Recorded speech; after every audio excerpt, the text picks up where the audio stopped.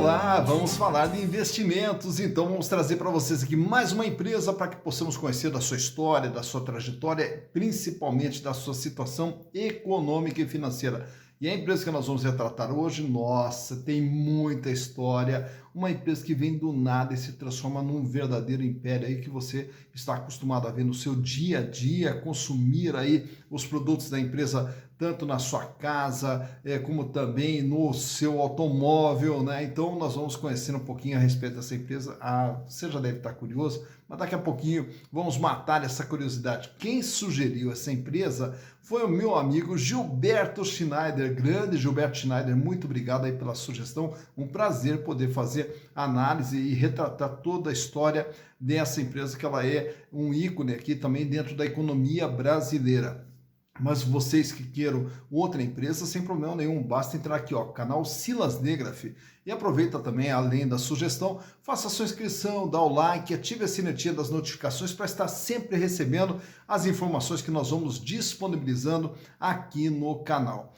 A empresa que nós vamos retratar, lá indicada pelo Gilberto Schneider, é a Ultrapar Participações S.A. Ultrapar, talvez pelo nome Ultrapar, mas o que é Ultrapar? Mas daqui a pouquinho você já vai saber.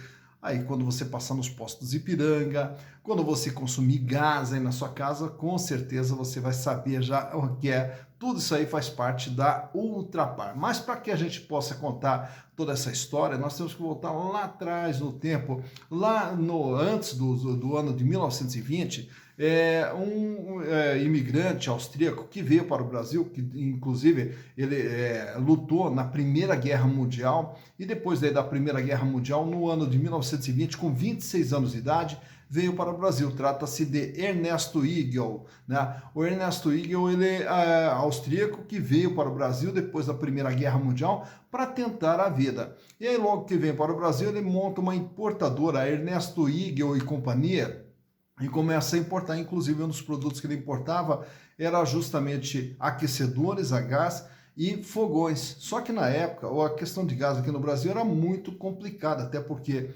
o gás ele vinha tudo através de tubulação, não existia uma entrega a domicílio, não existia nada, então era uma grande dificuldade. E aí, já percebendo a respeito dessa dificuldade, em uma viagem até que ele fez para a Europa, ele descobriu uma tecnologia de envasar gás, né, em botijões, né? E aí veio com essa ideia na cabeça para tentar começar a comercializar gás gás para domicílio, né? Gás já envasado para domicílio. Só que a grande dificuldade que tinha na época era que justamente não tinham os vasilhames para isso aí. E aí ele começou a improvisar com carcaças de bomba, né? Começou a improvisar e montar os seus primeiros botijões de gás para fazer a venda desses botijões de gás. Naturalmente que o gás na época era todo importado, primeiro dos Estados Unidos, depois daí da Argentina também, até porque a gente ainda não tinha aqui dentro do Brasil uma produção de gás. Já no ano de 1937, então, ele monta a empresa, que seria a empresa brasileira de gás a domicílio, que é a Ultragás. E aí começa, então, a história da Ultragás no ano de 1937. No ano de 1949, aí, só para também contar um pouco da história, é que daí a dificuldade que tinha é que os fogões também não eram apropriados para isso. Então daí ele também teve que desenvolver fogões e os reguladores de gás para poder vender o seu produto, que era o botijão de gás, né? E aí, no ano de 1949, o seu filho passou a trabalhar com ele, o Peri Igel. Aí o Peri começou a trabalhar com o pai e, com uma ideia bastante inovadora, estimulou o pai a fazer entregas a domicílio, né? Porque era uma dificuldade das pessoas terem o gás em casa, então eles começaram a fazer entrega a domicílio. Inclusive, tinha um slogan: semana sim, semana não, Ultragás no seu portão. Olha só que bacana, né? Então isso lá no ano de 1949. Já no ano de 1953, até para estimular a venda do gás, naturalmente, e aí dos fogões que ele havia criado e dos reguladores, aí ele teve que montar uma empresa comercial que era a Ultralar. Aí já no ano de 1959, aí ele já começa também a ir para o setor petroquímico. No ano de 1966, passa a fazer o transporte não só de gás, mas também de líquidos. E aí ele monta uma empresa chamada Transultra, que depois virou a Ultracargo. Chegando no ano de 1969, o grupo Ultrapar já era composto por 69 empresas. No ano de 1970, cria mais uma, a Ultrafértil. No ano de 1980, adquire a Companhia Baiana de Gás, que era Brasilgás. No ano de 1992, passa a focar na distribuição de combustíveis, de químicos e também no setor de logística. No ano de 1999, aí ele lança as ações. A Ultrapar passa a ser uma sociedade anônima de capital aberto. Já no ano de 2007, aí a grande aquisição do grupo, que são os postos Ipiranga, toda essa rede de postos Ipiranga. E daí, na sequência, ele ainda adquire toda a rede de postos e todo o sistema de distribuição da Texaco. Indo mais para frente ainda, aí ele adquire da Repsol todo o setor de distribuição de gás da Repsol. Então, ele vai centralizando toda a questão da distribuição de gás. Na sequência, ainda ele acaba adquirindo, a empresa acaba adquirindo a Liquigás. E assim ele vem numa sequência. Agora, mais recentemente, no ano de 2017, também adquiriram a rede de postos Alepostos. Então veja a sequência daquele imigrante austríaco que começou ali com uma importadora e depois começou a invasar gás e vender gás, o império que acabaram construindo, que é o grupo Ultrapar. Mas para que a gente possa saber como é que está a situação da Ultrapar, eu trouxe para vocês os balanços de 2018, 2019, 2020 e também as informações mais recentes agora de setembro de 2021. Então, vamos aos números. Bem, aqui estamos então com as demonstrações contábeis da Ultrapar Participações referentes aos exercícios de 2018, 2019 e 2020 e também agora do dia 30 de setembro do ano de 2021. Então vamos ver através dos números o que é a Ultrapar. É uma empresa que tem dentro do seu ativo 30 bilhões de reais, é o tamanho da empresa no ano de 2018. E naturalmente que é separado aqui no chamado ativo fixo, no capital fixo da empresa, que principalmente é imobilizado, que é todos os bens necessários para o desempenho da atividade da empresa. E temos o ativo circulante, que é o capital de giro, que são os recursos que movimentam a empresa. E o capital de giro no ano de 2018 totalizou 16 bilhões de reais, representando 53,2% de tudo que a empresa possuía. Fechou 2018 com 6 bilhões 792 milhões em dinheiro, caixa, banco, aplicação, 4 bilhões a receber, 3 bilhões e 300 em estoques. Indo para o ano de 2019, a empresa aumenta um pouquinho o seu tamanho aqui, vai para 31 bilhões de reais. E desses 31 bilhões, 15 estão no ativo circulante, representando agora 48,3%, portanto uma redução em relação a 2018. Diminui o volume de dinheiro em caixa, 5 bilhões 205, uma pequena diminuição em contas a receber, 4 bilhões e 100, mais um aumento aqui no estoque, que leva o estoque para 3 bilhões e 700. Indo para o ano de 2020, o ativo total agora fechou em 36 bilhões 250 e o capital de giro volta a se recuperar, chega aqui em 17 bilhões 489. Apesar da recuperação em valores nominais, o peso, a representatividade do capital de giro permanece estável, 48,3, 48,2. O volume de dinheiro em caixa aumenta para 7 bilhões e 600, reduz aqui mais um pouquinho o quanto a receber para 3,900. E também aqui no estoque mais uma pequena elevação, elevando o estoque para 3 bilhões e 846 milhões.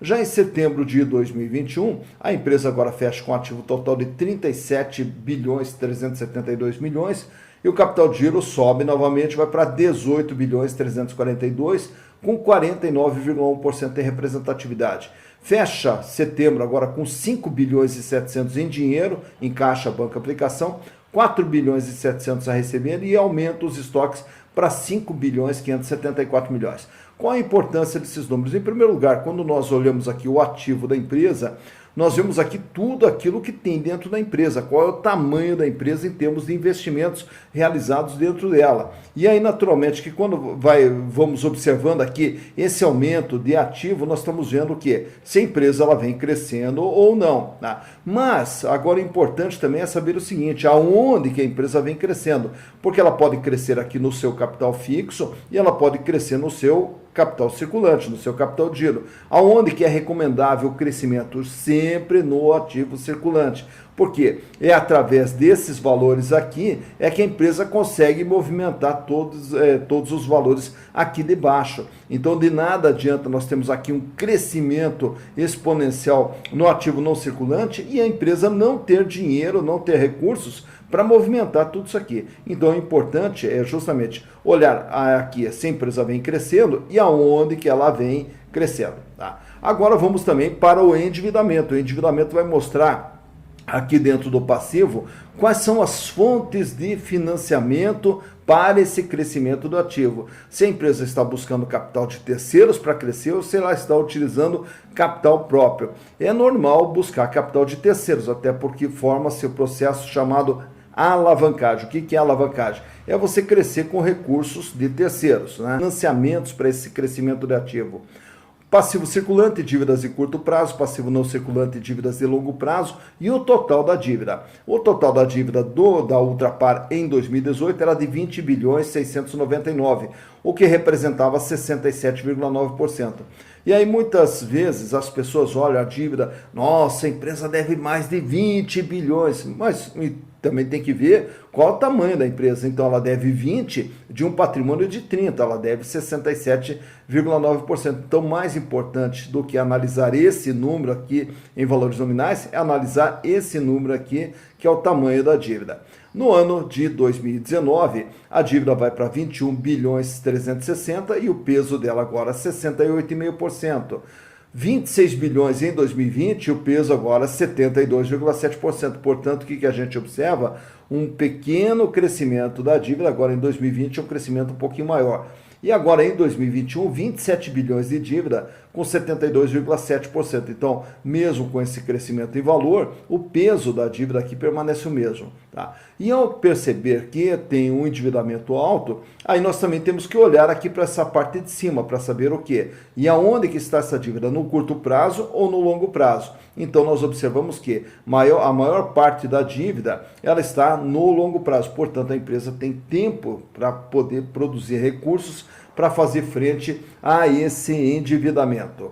Olhando agora a parte de resultados da empresa, temos aqui na DRE o quanto que a empresa fatura, quanto que ela gera de receitas. 90 bilhões em 2018, 89 bilhões em 2019. No ano da pandemia, que naturalmente é um setor que também foi muito afetado, porque até em função das restrições de circulação, as pessoas trabalharam mais no home office e, consequentemente, se movimentaram menos e consumiram menos combustíveis. Então, era natural até uma queda nas vendas aqui no ano de 2020. E agora, para 2021, já está com faturamento de 84 bilhões, isso em 9 meses. Ainda tem mais 3 meses no ano, então a expectativa é que feche com faturamento em torno de 105 bilhões nesse ano de 2021. Então sai de 90, 89, cai para 81 e agora a previsão é que chegue perto de 105 bilhões de faturamento em 2021. Aí nós vamos ter os lucros da empresa, 1 bilhão e 100 em 2018, 402 milhões em 2019, 927 milhões em 2020, apesar da queda da receita, e agora, nesses 9 primeiros meses do ano, 493 milhões, projetando aqui um lucro de aproximadamente 600 milhões. Então, o lucro é baixo até da empresa, perante o volume de faturamento e até perante aqui o volume de recursos investidos para produzir um lucro, mas enfim, está dando lucro aqui de 600 milhões. Já que estamos falando de lucro, trago para vocês aqui também outros indicadores para a gente ver toda essa parte financeira de endividamento e de rentabilidade mais de perto. Começando ali pela liquidez, né? A liquidez que mede a capacidade de pagamento, se a empresa tem recursos ou não para fazer frente às suas dívidas. Aí a liquidez geral, ela mede o curto, médio e longo prazo, se ela vai ter condições de pagar suas dívidas no curto, médio e longo prazo. E aí a gente percebe ali uma estabilidade, ela começa com R$ 1 em 2018, e aí nos 3 períodos seguintes fechou em 0,92, quer dizer, para cada R$ 1 de dívida, a empresa tem 92 centavos, dívidas essas que vão vencer no curto, médio e longo prazo. Então, ao olhar esse número, a impressão que dá é que a empresa não vai ter condições de fazer frente aos seus endividamentos. Mas aí, quando nós olhamos apenas o curto prazo, que é a liquidez corrente, olhamos esses números ali, 2,56, 2,90 em 2019, 1,90 em 2020 e 1,78 em 2021. Isso quer dizer, para cada R$ 1 de dívida, a empresa dispõe de R$ 1,78. Paga e sobra bastante até. Então, no curto prazo, a empresa não tem dificuldades em fazer frente aos seus pagamentos, pelo contrário, trabalha com folga financeira. Já no longo prazo, que é a liquidez geral que a gente observou, 0,92. Portanto, a empresa tem prazo para fazer recursos, para fazer frente a esse endividamento. E falando em endividamento, nesse outro gráfico, trago para vocês aqui o total e o comportamento do endividamento na empresa. 67,8% em 2018, 68,5% em 2019, 72,6% em 2020 e permanece estável agora em 2021 com 72,7%. De tudo que a empresa tem, ela deve 72,7%. E agora, nesse outro quadro, trazemos para vocês a rentabilidade, o que a empresa ganha em relação ao que ela vende, em relação ao que ela investe, em relação aos recursos postos pelos acionistas.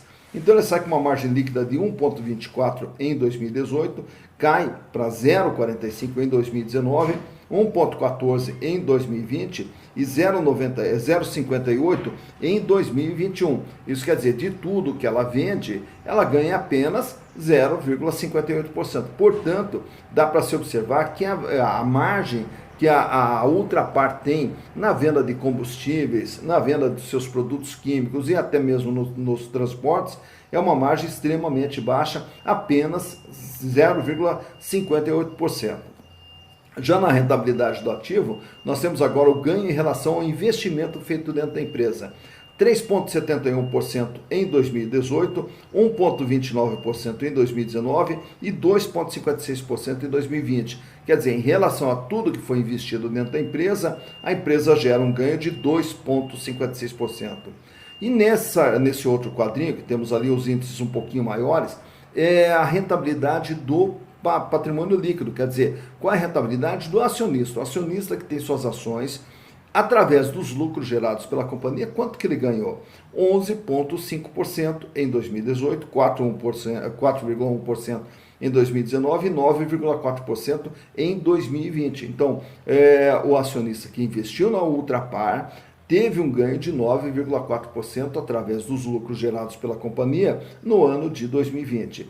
Não necessariamente, esse lucro veio para o acionista, não, até porque parte do lucro, através das assembleias, são discutidos aonde que vão ser aportados esses lucros. Vamos distribuir parte dos lucros através de dividendos, vamos constituir reservas, vamos incorporar ao capital e tudo mais. Então, esse lucro é do acionista, porém, não necessariamente vem para o bolso dele. Até falando em bolso do acionista, trago para vocês esse outro quadrinho aqui mostrando, então, já que falamos do lucro do acionista, temos ali o LPA, que é o lucro por ação. Quanto cada ação gerou de lucro? 0,80 centavos. Né? Então, é quanto que cada acionista ganhou em relação ao valor investido, 0,80 centavos por ação. Porém, desses 0,80 centavos por ação, nós temos ali o dividendos por ação. Quanto que a empresa distribuiu desse lucro por ação. E aí o DPA, ele nos mostra 0,64. Quer dizer, esse ano, em 2021, a empresa distribuiu 64 centavos por ação. E aí aquele outro indicador que nós temos ali, que é o preço barra lucro, que é o PIL da empresa, que dá 18,70. O que ele nos informa? ele diz o seguinte, que o acionista, ao comprar ações da Ultrapar, ele vai levar 18,70 anos, quer dizer, entre 18 e 19 anos, para recuperar o seu investimento através dos lucros gerados pela companhia. Então, essa relação P/L é ela que vai nos dizer se uma ação está barata ou se uma ação está cara. Quando que uma ação é cara? Quando nós vamos levar muito tempo para recuperar o nosso investimento. E a ação é barata quando? Quando a gente leva pouco tempo para recuperar nosso investimento. No caso da Ultrapar, então, nós temos mais de 18 anos para recuperar o investimento. E já que estamos aqui tratando das ações da Ultrapar, do grupo Ultra, né? Então ela opera aqui com o ticket UGPA3. E aí eu trago para vocês aqui o comportamento da ação ao longo dos últimos 5 anos.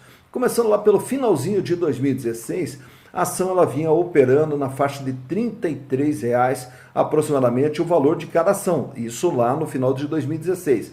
Aí ela experimenta ali no ano de 2017 um crescimento, e esse crescimento ele se estende até o começo de 2018, quando a ação ela chega a valer até R$ 40,00. Olha só, as ações da Ultrapar chegaram a valer R$ 40,00. Porém, começa 2018, aí as ações elas despencam e chegam ali no seu valor mínimo no final de 2018 a R$ 18,00. Aí ela experimenta, tenta ali novamente um crescimento, no começo de 2019 vai a R$ 28,00, cai novamente, aí depois ela sobe, ela começa a estimular ali um crescimento, chegando novamente ali perto de R$ 27, R$ 28,00, isso aí praticamente no começo de 2020. Aí vem a pandemia. A pandemia você vai ver aquela queda acentuada ali logo depois de 2020, você vai ver uma queda acentuada onde as ações despencam até R$ 11,00. Então, lá em março de 2020, começo de abril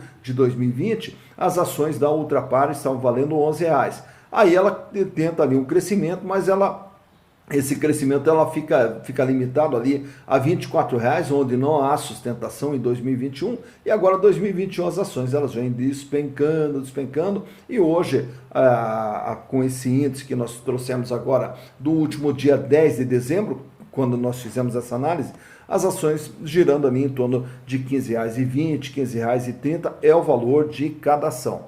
E o valor de cada ação, daí também nós vamos fazer uma comparação com o número que eu coloquei embaixo para vocês, VPA, valor patrimonial da ação. Quanto que vale cada ação em relação ao patrimônio da Ultrapar? R$ 8,78. E por quanto que ela está sendo vendida? Na faixa aí de R$ 15,20, R$ 15,30, onde a ação, o valor patrimonial dela está bem abaixo do seu valor de mercado. Tá então conhecida mais uma empresa, a Ultrapar Participações S.A. E aí você já viu a história, né, de um imigrante austríaco que vem praticamente sem nada aqui para o Brasil e consegue criar todo esse império, né? E naturalmente que o Grupo Ultra, o controle dele permanece ainda na mão da família Igel, né? É claro que temos também outros acionistas, outros grupos lá dentro, mas o controle ainda permanece com a família Igel. E aí, naturalmente, aquilo que a gente sempre fala, quando você vai comprar ações, investir em alguma empresa, naturalmente, o primeiro passo, o que é? É saber qual empresa é essa, o que tem por trás dessa empresa, qual é a história dela, como que essa empresa foi constituída e como que ela foi construída ao longo de todo o tempo. E aí, consequentemente, a gente já vê pela história da empresa, a gente já tem uma ideia para onde que essa empresa vai. E a outra, realmente, é mais uma lição de empreendedorismo, de luta, de inovação, né? Tudo isso aí que começa lá no ano de 1937, então todo esse período de construção de uma empresa. Então é isso que a gente tem que conhecer na hora de investir numa empresa, o que tem por trás dessa empresa. Mas claro que não é só uma bela história que nos convence a entrar de sócios ou acionistas de uma empresa. Naturalmente que a empresa tem que estar bem financeiramente, não pode estar muito endividada e naturalmente que ela tem que ser lucrativa, ela tem que ser rentável, né? Então todos esses aspectos que a gente procura aqui dentro do canal, repartir essas informações com vocês, porque a ideia é o que é? Vai investir na bolsa? Invista com consciência, saiba onde você está colocando o seu dinheiro, os riscos que você está correndo e com isso também minimizar esses riscos e potencializar as probabilidades de ganho. Dito isso, bons investimentos para vocês.